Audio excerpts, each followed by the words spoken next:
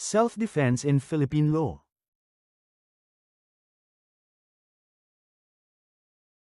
What law governs self-defense in the Philippines? Self-defense is governed by Article 11 of the Revised Penal Code of the Philippines, Republic Act No. 3815. Under this provision, an individual who acts in self-defense may be exempt from criminal liability, provided that certain conditions are met.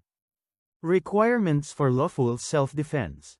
To successfully claim self-defense, the following essential elements must be established.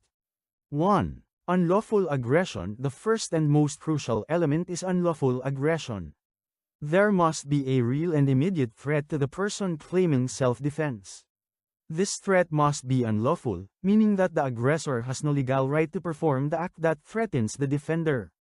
2. Reasonable necessity of the means employed to prevent or repel it. The person defending themselves must use a reasonable amount of force in response to the threat.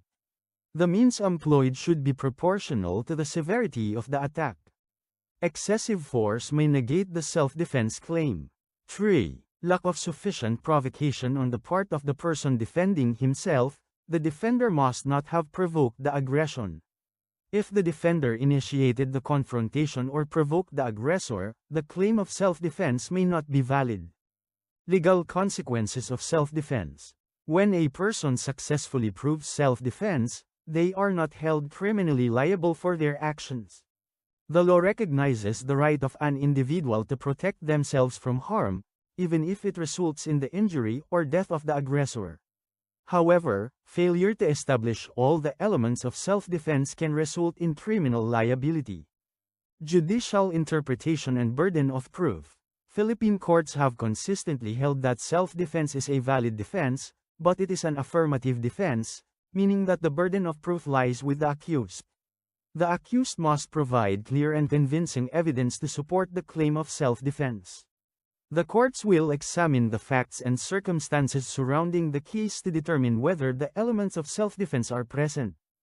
Conclusion. Self-defense is a recognized legal defense in the Philippines, but it requires careful consideration of the circumstances surrounding the act. The law provides protection for individuals who are compelled to defend themselves, but it also places a responsibility on them to act within reasonable bounds. Understanding the legal framework of self-defense under Article 11 of the Revised Penal Code is crucial for anyone facing a situation where they might need to protect themselves. Alright.